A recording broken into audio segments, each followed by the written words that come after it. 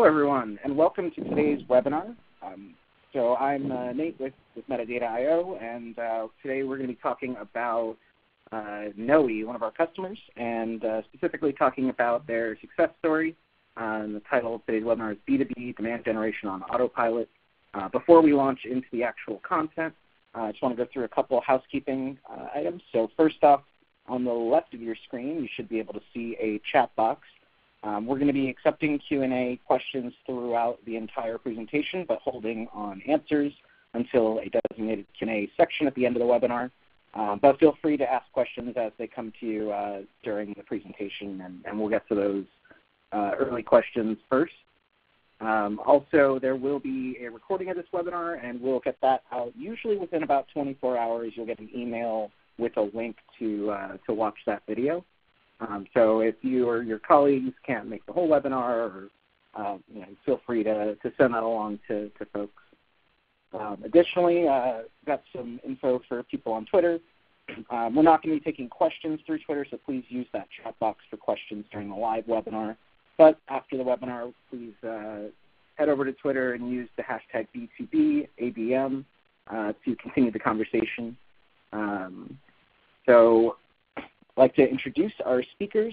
Today we've got Gil Arush, the founder of Metadata, as well as Kim Loghead, who is the VP of Marketing over at Knowi. So I'll turn things over to Gil to get things started. Wonderful. Thank you very much, Nate, and welcome everyone to today's webinar. Today we're going to talk about e-commerce marketing in general, some tactics, and how to apply machine learning and artificial intelligence into your ABM tactics. And then we're going to jump into real-life examples of how does it actually work with, what can you do on your own, why would you use a solution like Metadata, and how the results differ between the two. So let's start by talking about what ABM is. So e-commerce marketing, the paradigm in e-commerce marketing is really the idea of changing from a spray and pray kind of tactic when you market to everyone, to really narrowing down the list of the companies and the people within those companies that you go after to only a particular list of people. And so the idea is to really go through an exercise of understanding your exact target market, the exact number of companies and people that you need to speak to, and not go right or left from that list. So ABM is really about narrowing down and developing sales material, marketing material, creative material that is very specific to the accounts you go after, and not going back, left and right from that particular list. And so ABM is a paradigm, is a paradigm shift, is a strategy, and then we can jump into what can you do to actually apply ABM to your demand gen tactics. And so if today you were to run ABM, you would have a few challenges because ABM is a very hot topic. Together with that hot topic comes a lot of noise. And so if you were to try to implement an account-based marketing solution today, you'll find that you still have to do a lot of repetitive work, and you have to install multiple types of vendors. You have to purchase the data that will help you understand exactly what companies to go after. You have to purchase another set of data, maybe for demographic data of a particular buying committee, if you will, that you usually quote-unquote touch in order to close a deal. You have to set up campaigns. You have to set up landing pages that are particular to those accounts. You have to set up the A/B testing for those campaigns. You may want to run some advertising against those accounts, and the operation becomes somewhat cumbersome. And so the current state of the matter is that if you are to try to put all those solutions in one workflow, the challenge you would have is that those solutions are at silos. They're not really speaking to one another. And in addition, they're not optimizing for the same exact metric. If you were to run advertising, you'll see that ads are mostly optimizing towards impressions, clicks, and conversions, if you put a conversion pixel, but they don't necessarily optimize towards pipeline impact. They don't optimize towards your SQL goal. And so that is where it leads you to that disconnected workflow that is very hard to optimize. When you don't have an optimized workflow, it's very, very hard to predict the results. So when you're running an ABM campaign with all of those solutions that are disconnected, when you do something wrong or when an experiment is not really yielding high ROI, it takes you a while to figure that out. And when you do something right, you can't necessarily trace back exactly what did you do to get that successful result into your pipeline. And so that's kind of the challenges of running ABM today. And so Metadata built a solution from the ground up that is built in with artificial intelligence that essentially says there are 3 components to running a successful account-based marketing operation. The first one is the insight. Let's understand what worked in the past. Specifically, we're talking about the data that resides within your CRM. That data is already in your Salesforce, and you may not have all the data about the company that you sold to or the account that you sold to, but what Metadata will do is it will use a predictive model that will pull in all the data that you historically have within your Salesforce. It will rank all the objects that are associated with your opportunities based on the attributes of the opportunity. So if a lead or an account or contact is not associated with an opportunity, the system will assume there is no commercial value to it. However, if there is an opportunity associated with that account, lead, or contact, it will take a look at the account attributes. Not all opportunities are created equal. A $5 million opportunity that was closed won within a year is going to rank higher than a $50,000 opportunity that was closed lost after 2 years. But nevertheless, it will take all of those accounts and opportunities into consideration. And the idea is to understand, based on historical data, who did you successfully sell to your best deals, who did you successfully your mid-tier deals, and your lower deals. And then rely on third-party data. Metadata is connected to all the major B2B data sources out there. Companies like AG Data and Zoom Info and Inside View and DataNice for front-end technology data and AG for back-end technology data and Bombora for buyer intent and Kickfire for IP and PIPL for demographic data, so on and so forth. We have dozens of data sources that we aggregate information from. And we will bring that data into your, and pair it together with your first-party data to essentially build that profile. If you only had collected in Salesforce the name of the company that you sold to, and maybe the names and the emails of the people that were associated with that particular buying cycle, Metadata will bring into the data set the industry of the company, the location, the size, number of employees, the technologies they use in the front end, technologies they use in the back end, their buyer intent topics, so on and so forth. And same thing goes for the buyer personas. How many people do you have to touch in order to close a deal? What are their job titles, their groups, their skill set, their education, their gender, their age, what seniority, the groups they belong to in that particular company, the department. So all of those signals are there to essentially give us a good idea of who exactly are we going after when we or when you as a customer are closing a deal.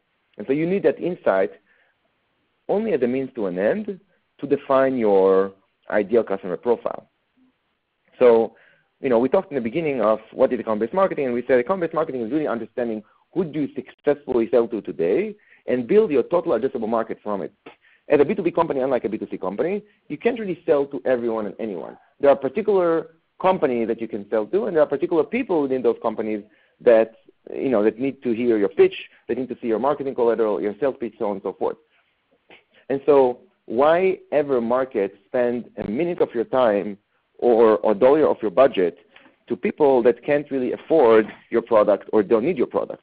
And why spend a minute of your time or a dollar of your budget on the people within those companies that can't really, that don't really need to speak to you? They're not an influencer, they're not a stakeholder, they're not a gatekeeper, they're not the buyer, the user. And so narrowing down to your total addressable market is very important. And at Metadata, we don't just use the ideal customer profile of your historical data to define your total addressable market, but your additional feedback as a customer, you already have knowledge of the tribe. You already know, maybe you already have a list of 10,000 companies you want to go after. Maybe you already have technology that you compete with. Maybe there are technologies that you complement with. Maybe there are buying intent topics that you can look into. And the idea is to bring all of those into Metadata so that you can define your total addressable market within the platform, so that the only thing that is left now is to get those particular people within those particular companies that you've already verified, reviewed. It's not a black box. You can review that topic. You can review the audiences. It's not like a custom audience on an advertising channel like a Facebook that tells you, hey, you have 1 million people in this custom audience, and you can actually look and dive into that list and see exactly who you're targeting. With metadata, it's an open box. You can see exactly who you're targeting before you do, and you can even bring your salesperson to come and review those profiles to make sure that these are indeed the people that if you were to bring them as an inbound lead, your sales counterpart or the chief revenue officer will be delighted. And so that's kind of the second stage of the platform. Once the total addressable market is defined, the system will go and bring all the PII, all the personally identifiable information of those particular people within those particular companies. Their corporate email, their personal email, their IP address, their mobile device ID, their cookie, their social handles, any key that metadata can use in order to go and engage with them. Because now you know who you successfully sold to in the past. You generate lookalikes based on that. You added on top of that other audiences based on your targets, your list of target accounts, competitors, complementary technologies, etc. And now you have all of their PIIs. And so at this point, what you want to get is to go and come and get those people to come to you as an inbound lead. You want to get your stakeholder within your target accounts to come and opt in, maybe opt in because of a white paper they read, or a webinar like this one we're having right now, like an ebook, so on and so forth. And so to get that done, what metadata does is use multivariate experimentation. Essentially, it will go and use every collateral that you have, every creative that you have, every channel that you've enabled, Facebook, LinkedIn, Twitter, programmatic, retargeting, every campaign type, sponsored content, display ads, etc., as well as every message that you have in place. And so you would use all of those particular variables to run many different experiments. We don't really know, the system doesn't know, and usually the way it's done today, it's being done in a very kind of opinion-based or intuition-based. You think a campaign is going to work well. You have an audience that you think might be a good fit to a particular collateral with a particular creative. You think on Facebook it's going to be successful or LinkedIn is going to be successful. You give it a budget. You choose your campaign type and you let it go. Maybe you do an A/B test on the creative. Maybe you do an A/B test on the heading, on the headline. But usually that's the sophistication of the testing. At Metadata we say there are too many moving pieces to do only 3 or 4 or 5 experiments. Why not do 50 experiments? Why not do 100? And if your budget allows it, why not do thousands of experiments? Because the big benefit of doing multivariate experimentation is, one, you clear out your bottlenecks very quickly by the mere nature of using the same landing page in 20 different campaigns. If there is a problem with that landing page, maybe the submit button is not working, maybe it's below the fold, maybe the message doesn't correlate well between the creative and the landing page, perhaps the form is too long, and you should start using data enrichment to actually ask many less questions to make that landing page less friction, etc. You'll find out those bottlenecks very quickly.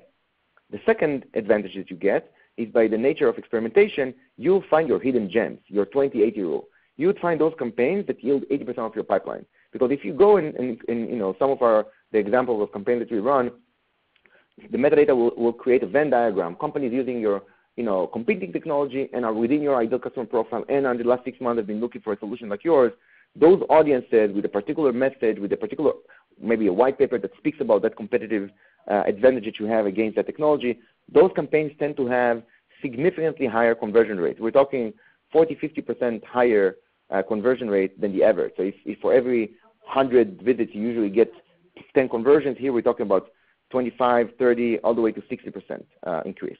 And so the advantage is optimizing your lead opportunity conversion rate. And then finally, the advantage is to get to predictability. Once you run experiments enough and you keep optimizing them, so you run 100 experiments, 20 of them are yielding really good data and really good yield, a really good return. The other 80 are not really, so you eliminate them. You take those 20 successful experiments, you keep building on that and creating more and more experiments.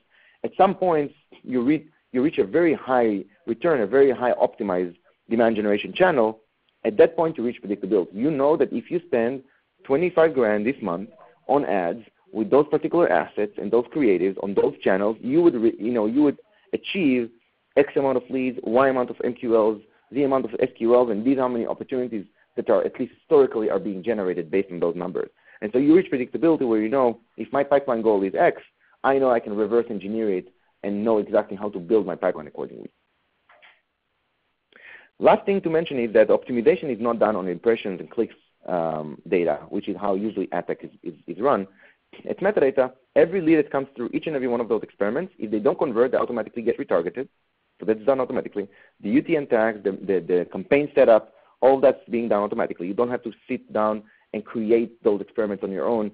Those are being automatically created by the AI operator. So imagine a virtual employee who is running campaigns on your behalf. Every lead that comes through each and every one of those experiments automatically gets enriched and being matched. The lead gets matched to your ideal customer profile because we generated it in the previous stage. So you can see a fuzzy match. If this lead belongs to my ideal customer profile, does the account of that lead is one of my target accounts? Because it's connected to your marketing automation score, you can see what's the lead score for that particular lead. And then because metadata is connected to your Salesforce, you can even see what kind of impact it makes on the pipeline. Did it impact an existing opportunity or create a new opportunity? And so based on those metrics, the learning curve will start happening. You will start seeing, okay, metadata now understands that those particular campaigns are generating really good leads, they're impacting opportunities, and those really make a dent in your pipeline. And that's how the demand generation engine should operate based on the metrics and the KPIs that the CMO and the CRO are actually running by. So just to give you a little bit of a color, everything is operatable within the system, the creation of audiences, and of course the reporting. When you run a programmatic advertising, so you can run social ads if you are trying to get leads because the cost per lead is a little lower there. But if you have target accounts that you want to get in whatever means possible, you want to run it on programmatic because there you'll start seeing those channels give you all the data back. Programmatic channels tend to give you all the log data back, and so you can see exactly what accounts you're targeting, how they perform on different websites, how many times they've seen your ad, how many times they clicked, what website do they see your ad on. And those kind of insights, first of all, are very usable for your sales counterpart because they know, oh, I'm going after Walmart. Walmart's seen my ad 70 times today. They clicked 3 times. Even if they didn't convert, might be a good time to give them a call or send them an email. And in addition, you can apply some of those insights that you're getting from metadata, like your best performing collateral, your best performing audience, the best performing combination, best performing creative. And you can use those insights to apply them to your other campaigns, like email marketing campaigns. So with that, I'm going to pause and hand it over to Kim Lockhead, who is the VP Marketing of Knowi, and she can speak about her own experience from customer perspective, figuring out how she uses ABM and what worked and the best practices. So take it away. Thanks, Gil. Hi, everybody. My name is Kim Lockhead, as Gil said. So I run marketing over at Knowi. And just to give you a little bit of information about Knowi, as soon as I change the slide, here we go. So we are an analytics platform. We're a cloud BI solution. We're relatively new. We started in 2014, and we're a little bit different where we are bringing the concepts of machine learning and AI into BI. And what that means is that it allows you to not only get insights from your data, but also drive actions from it. So we support a lot of the modern NoSQL databases as well as the more traditional SQL and data warehouses. So, allowing people that are building these modern data stacks to get the most out of their data. So that's a little bit about us. As I mentioned, we're a startup, so we're trying to build out our customer base, and that's sort of where Metadata and Knowi are coming together. So when we look at how are we going to go to market, we have some very specific verticals that we know are good matches for us, just based on the technology that they use, how innovative they are, that type of thing. So we have 2 main goals. One, obviously, is I need to feed the top of the funnel. So I need to get leads into our funnel for our sales development and our account reps to qualify and close. So, but they need to be high-quality leads because we're not a big company, so we don't want to spend a lot of time sifting through low-quality leads that don't really match our ideal customer profile, that are never going to be anything to us. They just burn time. So want to make sure that we're getting as high-quality lead as possible so that our chances of closing that opportunity are very good. The next piece, obviously, is awareness. So again, being a startup, not a lot of people know about us. They don't know what makes us different from other BI solutions that are out there. So do sort of more of a larger umbrella set of campaigns that are targeting specific companies that we know, again, would be good fits, but target them with more information or more educational types of assets. So I have 3 different sort of avenues that I'm going after with these approaches. So obviously I have email marketing outbound campaigns that are running. I have social media ads that are running, and then we're doing events like webinars and going to trade shows and that type of thing. So that's sort of the basics of the plan. So where I'm using metadata right now is primarily around the social media ads. So I'll talk about that in a little bit, exactly what we're doing there. But as Gil said, the first thing when you're doing an ABM campaign, and really any campaign, as you all know as marketers, you need to really understand who is your ideal customer profile, because unless you really nail that, you're going to bring in leads that are low quality and that aren't going to convert, and that doesn't do really anybody any good. So just to give you a sense of what our ideal profile is, so we're looking for medium to large enterprises because they are the ones that tend to have this mix of technology. We're looking in healthcare, financial services. We're looking in the Internet of Things space. And Internet of Things is kind of a large space, so I'll sort of just leave it broadly there. And then security, so this is like cybersecurity, that type of thing.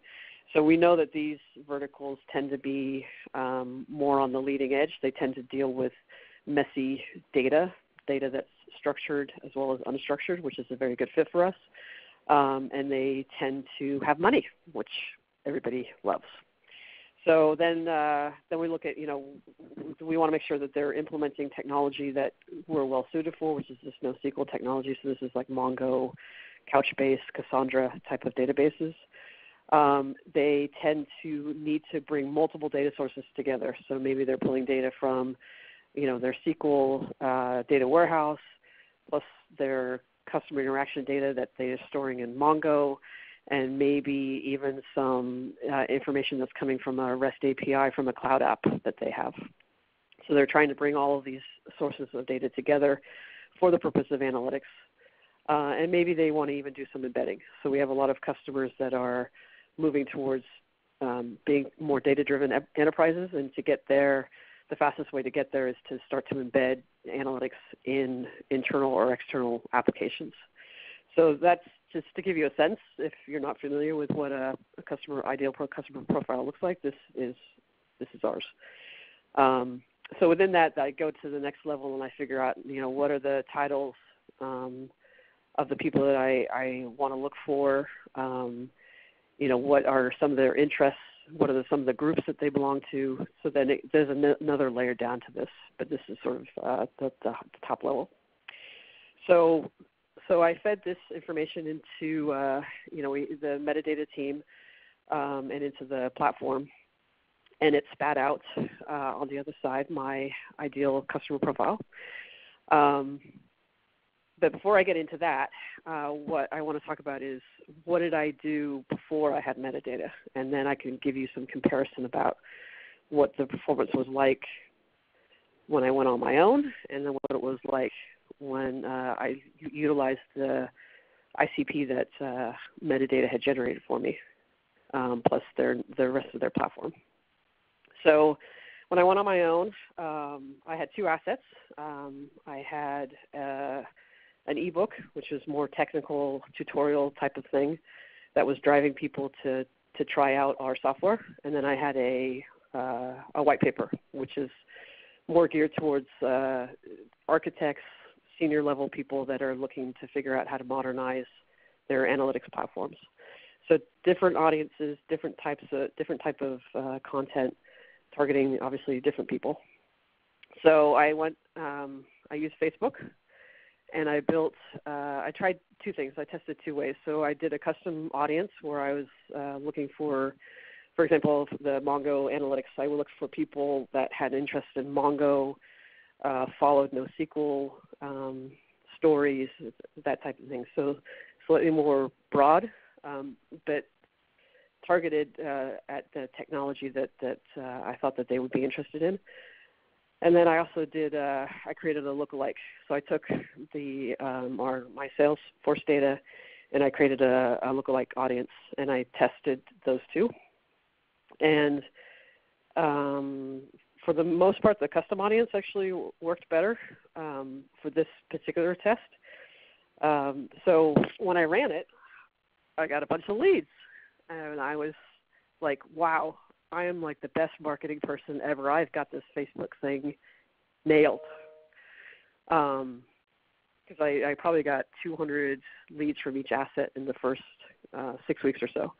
So I was super excited, and then I started to sort of look into the leads and do a little bit more detailed digging into like the quality of them. And I found that for the most part, they were not a good match to our ICP. They were either too small, wrong person, students, that type of thing. So at the end of the day, I probably only had about a 10% match on the leads to my ICP. And because my match was so low, I basically got no conversions. So even though I was bringing in a lot of leads and it looked like the campaign was working, when I looked at my SQLs, it was a fail.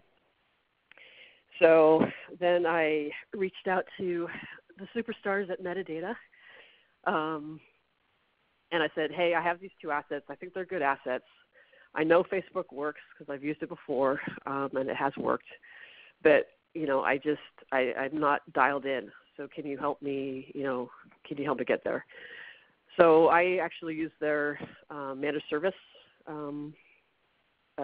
So I have used the combination of the platform plus their managed services. So they're helping me out a little bit more just because I don't have a big staff. So I'm leaning on them to help me a lot with the creatives, and as well as just making sure that the ICP is dialed in. So they created some different ad images for me than what I was using, and then they built out the ICP, which Gil sort of went through, and then they started running these tests using their AI tool. So I mean, at one point I went up to Facebook just to see all of the tests that were running, and there were so many tests there was probably 20 that were running on the day that I went up there. So it was pretty amazing about how quickly the tests were being put up and taken down and new tests put up just to get us dialed in. So then what happened was I actually got fewer leads. So my initial sort of reaction was, well, this isn't working because I was getting probably half of the number that I was getting before when I was doing it on my own. But again, I was looking at the wrong stat, and I'll get into that in a second. So then I looked again deeper, and when I looked to see what was the match, I saw that it was about 75%. So I went from like a 10% match doing it on my own to about a 75% match using metadata in their algorithm and the ICP that had been loaded in there. So that was much better. And then as a result of that, we're seeing a much higher conversion rate. So anything better than zero is good, right? So we went from nothing to about a 10% conversion rate. And some of those now, this was a few months ago, so some of those now are right at the bottom of the funnel. So we're about to close our first couple of deals that came out of these content ads. So that's exciting. So the thing that I would say from a lessons learned perspective, as you sort of go through this process of maybe even trying your first ABM kind of campaign, and certainly metadata is an excellent platform for doing that. They're very, the way that they do it is somewhat unique in the fact that it's there's so many experiments, and that you get dialed in pretty quick. So we didn't spend it spent a few weeks getting learning what the right mix was, and then once we had gotten there, then the leads really started to come in very high quality. So my first thing is to give it time to mature and for the test to work. So the initial first few weeks you'll be sort of, oh my gosh, did I make the right decision? So, or am I doing it the right way? So that was my initial reaction. But I can tell you that if you give it the time and give the test time to work and mature, then it will pay off for you. Second piece is the content. So I knew I had good content, but you need to make sure your offers are strong. So I have a product marketing background, so you need to make sure you're not putting sort of fluffy kind of pieces out there. You need to make sure they're educational, that they bring value to whoever you're trying to rein in. Otherwise, even though they've downloaded it, they'll never convert. And then to my point earlier, when I was really just focused on the MQLs, I was looking at how many leads are coming in.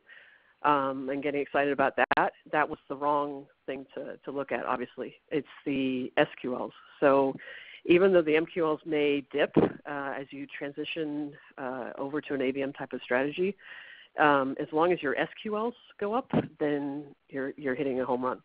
And then it helps you really justify where you start changing your mix about where your spend goes. What assets to maybe try different types of experiments with. And then that gets me to the last piece, is experiment a lot. So I had those 2 assets on Facebook. We're moving to other types of assets. So I have some video ads that we're trying that are doing actually pretty well right now. And then moving to different platforms. So I'm expanding out to use LinkedIn and putting different assets there because I've found case studies seem to work better on LinkedIn than like white papers. So that's a thing. But you do need to try to experiment. So that's sort of my story. And with that, I'm going to hand it back over to Mr. Gill, and I think we'll start questions. Thank you very much, Kim. That's a wonderful story. And guys, now we're opening up for questions and answers. I already see some questions on the Q&A, but feel free to type your questions into the chat. Both Kim and I will take those one by one, and Nate, he will be moderating those with us. So Nate, please take it away and help us kind of manage the Q&A session. Sure thing, yeah. I think the first question here looks like it's for Gil. The question is, do you recommend account-based marketing for entering new markets, or should you focus on historically productive market segments? So, as I mentioned before, ABM is kind of a strategy. It can be applied for entering new markets. If you have a particular criteria that you want to go after that maybe you haven't really exhausted yet, then you can definitely define. The idea is not to go after a criteria, but to go after a list of companies. So you can use criteria to define your companies, but then you have to really make sure you review those with your sales counterparts, so they're not surprised when an inbound lead from a particular account comes through. And so, yes, you can definitely use it for new markets. You can also use it for existing markets. It's just a matter of using probably different content for them. If you already have a lot of wins in a particular market, you probably have a lot more content, competitive advantages, case studies, and you can use many of those. For new markets, you really want to narrow down your testing and really try to understand what's going to work, what's not going to work with this new TAM before you go all in and spend a lot of budget and a lot of time into them. But certainly you can go after both markets. You can also do a sales acceleration campaign that will push existing opportunities further down the pipeline. All of those campaigns are possible to do using ABM, and we recommend to usually do more than one to apply those. Great, thanks. Next question looks like it's for Kim. They're asking, how did you manage expectations with your SDR team getting the lower volume of leads? Yeah, that was a good question because, yeah, they definitely were like, so what's happened? But it actually, I told them to give it a little bit of time, and they trusted me to do that. And then as soon as they started seeing the kind of quality that was coming through, so instead of getting a bunch of students, they started getting ones from, Citibank and Siemens and, big enterprise customers that they had been wanting to target, then all of their concerns sort of, went away. So I let them know that a change was coming, and that we would probably see a dip for a few weeks, and that we were doing pretty regular feedback because I was also working with obviously the metadata team to give them feedback so that they could tune the algorithms more and get tighter on our targeting. So it was all a very kind of collaborative thing as we went through the few weeks where we were experimenting and dialing in the leads. Gotcha. Thanks. All right. Move on to the next question here. So this one looks like it's for Gil. So the question is that our sales model has changed pretty significantly, and since we started collecting opportunity data. So how does this impact the analysis on the ICP and, when you don't have the historical data that's relevant to the model as it's changing? Yeah, that's a very common question. So I would say the vast majority of the companies out there don't really keep all the best practices in the data integrity in their CRM system. So that's kind of taken or granted, I should say. The way to solve it is multiple ways. Well, first of all, within the platform, when you generate an ICP within your Salesforce, you can slice and dice the data to only cover the data that you already know is clean. Also, before you actually generate the ICP, metadata will give you a data integrity report to show you how it's going to go. And then finally, if really your data is terrible, then you don't have to rely on it. You can say, listen, I'm going after those 100 companies. I know that those 100 companies are the right companies for me to go after. And so you can start with those. Metadata will use those companies and the people that you have to go after to close those deals and generate an ICP based on that one. So you don't necessarily have to rely completely on that particular sales for data.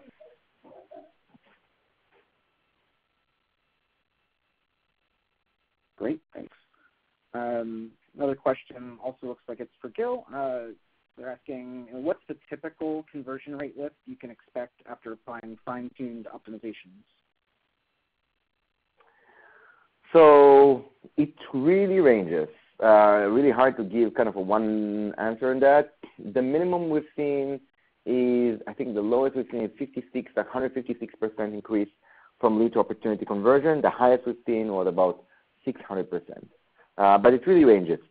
The longer you use the platform and the longer you optimize towards that particular metric, because sometimes what happens, and usually this is what happens, companies achieve a much bigger, but let's say they double or they triple their lead to opportunity conversion. At that point, they're already bamboozled by the fact that they were able to achieve such increase in the optimized pipeline. Now they want to really scale it up. And so now they change the model, because in metadata, you don't have to optimize only towards pipeline. You can say, now I want to optimize towards penetration into named accounts. I know that now this conversion rate is amazing. I just want to get more named accounts. So now you optimize towards them. Let's say you get to 70%. For every 100 accounts, every 100 leads, 70 of them are from your named accounts. Wonderful. Then you want to scale it up. Now you want to spend 5 times. So you start, you optimize towards volume because, it's a different game. Every time it's a little bit of a different, the machinery really knows how to optimize towards one metric. You can aggregate a few metrics into one, but really the most effective way is to optimize towards one metric. So then you can optimize towards volume.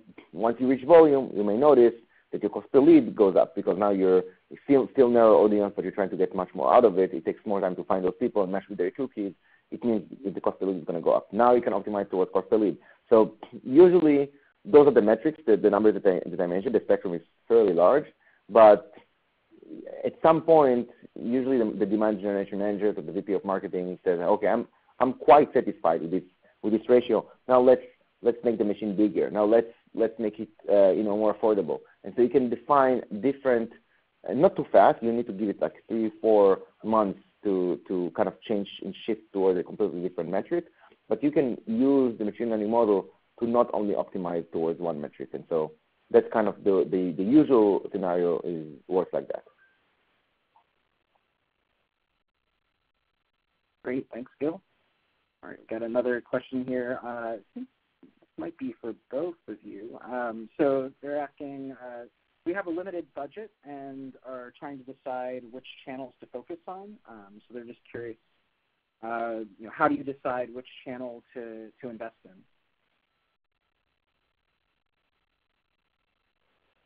Kim, you want to take that one? Sure. Yeah, that's a good question. So I went for a channel that I knew had previously done well for us, and we were getting good results from it, which was Facebook. I did do some experimentation in the beginning to kind of narrow that down. So I did try LinkedIn. We did do some banner ads in the beginning, and Facebook. So I was trying all three at a relatively low spend, just to test them out, and using the same content. So using the same assets. So I was comparing apples and apples, and then and from there, Facebook sort of came to the forefront as getting from a conversion rates, cost per lead metric that was performing the best.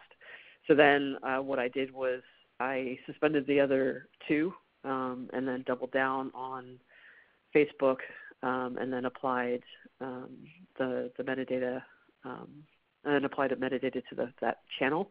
And as I said in my material, that now that I kind of have Facebook working, now I'm going back to those other channels. But I'm trying different assets, and I'm going to basically go through the same experiment. I'm going to experiment with different assets, probably run that for 6 to 8 weeks, and then see what the results are, and if it's worthwhile to continue that spend.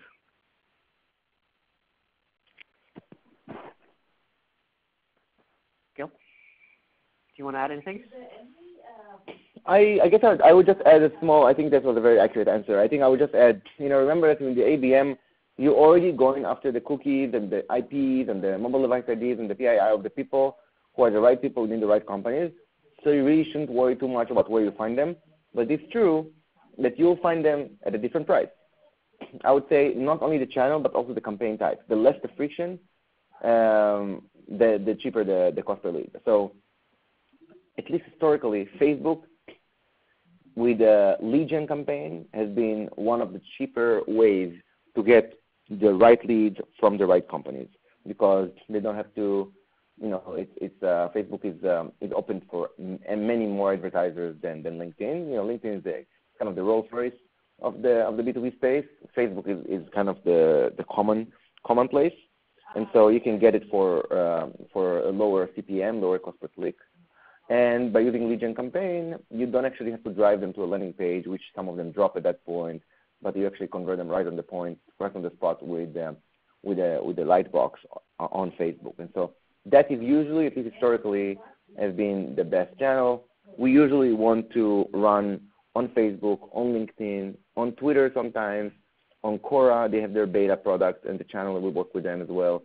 Pinterest, and of course programmatic. Programmatic is usually the most expensive, but gives you the most data.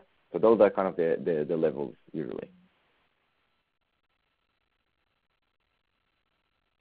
Great, thanks, Gil, and thanks, Kim. I'm just looking at the clock here. It looks like we're right up against the 45-minute mark, so I think at this point we will bring the webinar to a close. Just a reminder to anyone in the audience, please do continue the conversation on Twitter. As well as just a reminder that the recording for this webinar is going to be sent out by email, should be within the next 24 hours or so. So with that, Gil and Kim, thank you so much for joining us today and talking about your story, Kim. Oh, my pleasure. Thank you very much. All right. Thanks, everyone, and have a wonderful morning and afternoon for you folks on the East Coast.